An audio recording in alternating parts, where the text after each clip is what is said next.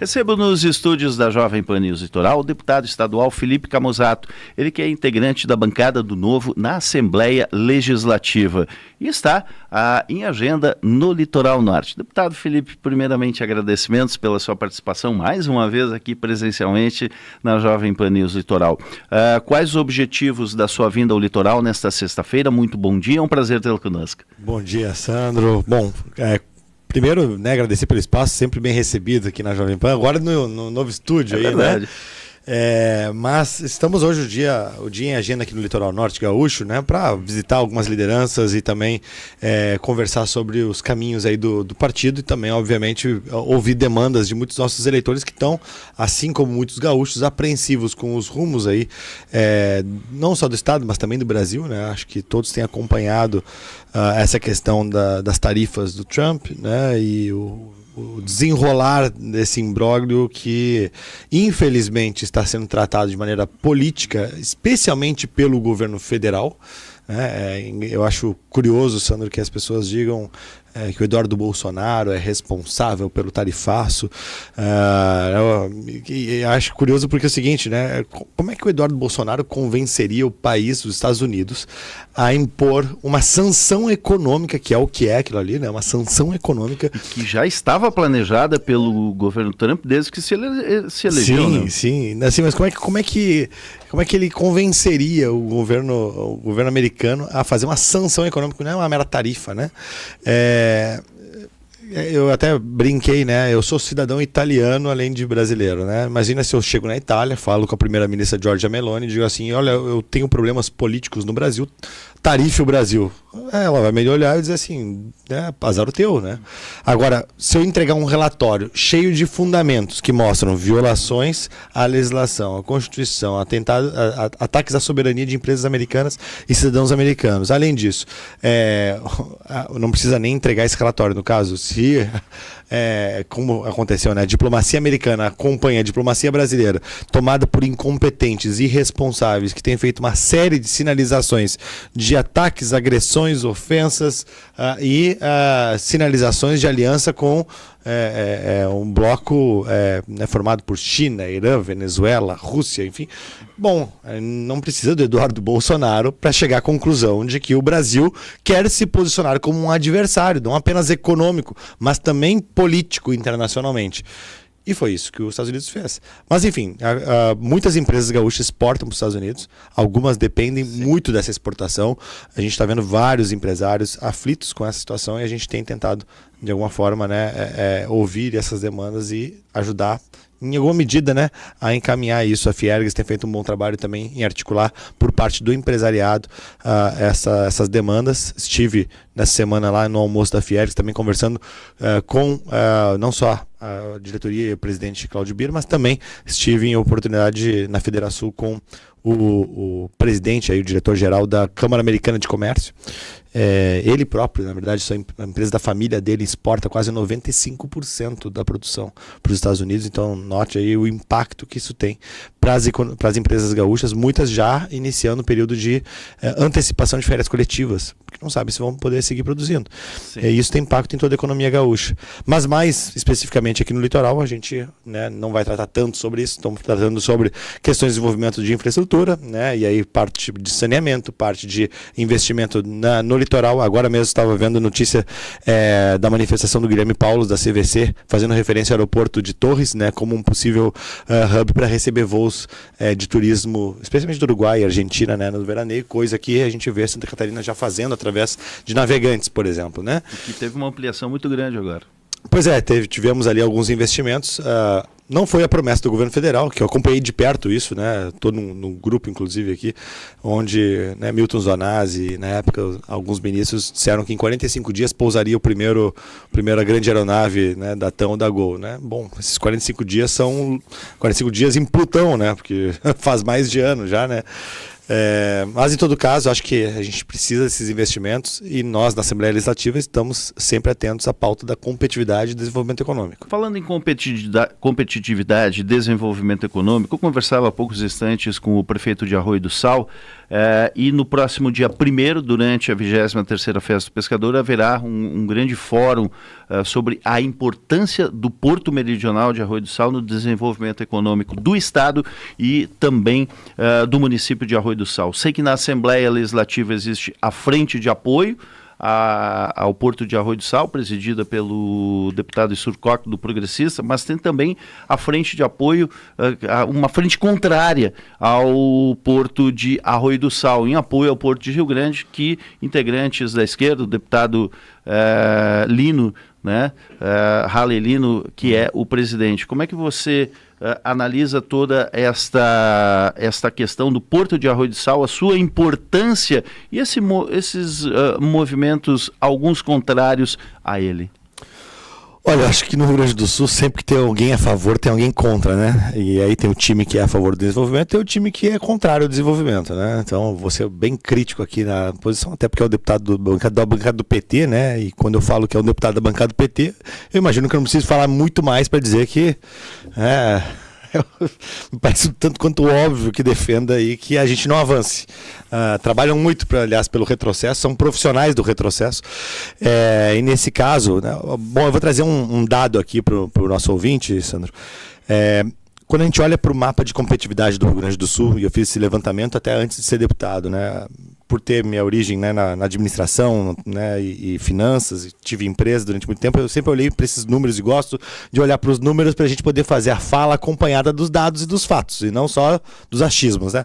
Pois bem, quando a gente olha para a competitividade do Estado do Rio Grande do Sul, para além da questão de solidez fiscal e de segurança jurídica, o terceiro ponto é logística, tá? Custo logístico.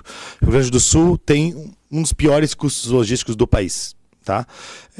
Quando a gente olha para o país continental, que é o caso do Brasil, né? A gente vê aí Estados Unidos, Canadá, Rússia, Índia, China, Austrália, geralmente gastam em torno de 6 a 8% do PIB com logística, tá? O Brasil vinha gastando no passado recente em torno de 12 a 14%. Tá? Ou seja, já era 50% pior do que esses outros países. Agora, mais recentemente, o Brasil piorou, né? Piorou porque uma série de coisas aconteceram, dentre elas o governo do amor da democracia, né, da gasolina baixa, da picanha, enfim, e levou a 18% do custo do PIB, tá? Ou seja, né, piorou um pouco mais. Só que o Rio Grande do Sul performa em torno de 21,5% do custo do PIB com logística. Eu digo isso porque essa diferença entre os 18% do Brasil para o 21,5% do Rio Grande do Sul significa em torno de 25 bilhões de reais anuais, que a gente desperdiça, rasga esse dinheiro anualmente em pneu, seguro de veículo, acidentes, frete mais caro, hora de motorista e por aí vai, tá? Bom, dito isso, 25 bilhões é quase 2 planos dois FUNRIGs, né? Quase 2 fundos inteiros de reconstrução do Estado. Todo ano, rasgado dessa forma. Eu acho que eu não preciso falar muito mais para dizer da importância que nós tenhamos mais portos, mais aeroportos, rodovias melhores, ferrovias, hidrovias, porque todos os modais, na medida que recebem mais investimentos, ajudam a reduzir o custo logístico do Estado para as diversas indústrias que nós temos, para os diversos tipos de cargas que nós temos que transportar ou passageiros. O Porto Meridional ele é fundamental para o desenvolvimento do Rio Grande do Sul. E eu sei que existe um certo lobby por parte da Portos RS e de alguns amantes de estatais de dizer que não, nós não podemos ter um porto privado. E aí começam a dizer que as correntes vão mudar e aí o caramujo, né, o caramujo de bombacha vai ficar desamparado. Gente, assim, é risível isso aí, porque a gente olha, pega uma Singapura, pega uma Coreia do Sul, pega a China, ou vamos um pouco mais para o Ocidente, Chile, Colômbia, México, Canadá, Estados Unidos, todos têm portos litorâneos e muitos deles têm portos, inclusive, em áreas de praia, como é o caso aqui. E a infraestrutura vai, avança, a engenharia dá solução e operam. E aí aqui nós somos diferentes, nós não podemos, né? Então assim, é uma vergonha, assim, parece que a gente é apaixonado pelo atraso e pelo retrocesso. O gaúcho parece que gosta de se amar na década de 30, entendeu? Ficamos presos, será, naquela paixão por Getúlio Vargas, e por Brizola, e não conseguimos pensar que o mundo evoluiu. Avançar, né? Então, assim, é óbvio que nós precisamos do Porto. É óbvio que nós precisamos. Aliás, parabéns aos empresários, aos investidores, a todos aqueles que têm trabalhado para fazer com que o Estado avance. Porque o Estado já está muito atrasado. E aí não sou nem eu falando que está atrasado. Olha o PIB gaúcho, olha a migração de população, os jovens não ficam mais aqui. Dos meus 3 amigos mais próximos de faculdade, Sandro, dos meus 10 melhores amigos de faculdade, tem um grupo lá da administração, só 3 estão no Estado. O resto demandou. Isso é só uma sinalização de como a gente precisa correr. Muito bem. Falando em correr, nós temos em 2026 um processo eleitoral de extrema importância para o país, para o Rio Grande do Sul. Eu sei que o seu partido, o Novo, já se articula no sentido de apresentar nomes, principalmente para o Senado e também a Câmara Federal. Como é que o Novo aqui do Rio Grande do Sul já trabalha no sentido de estar preparado para a eleição de 2026? Pois é coincidências da vida, né? Eu tô aqui com o Felipe.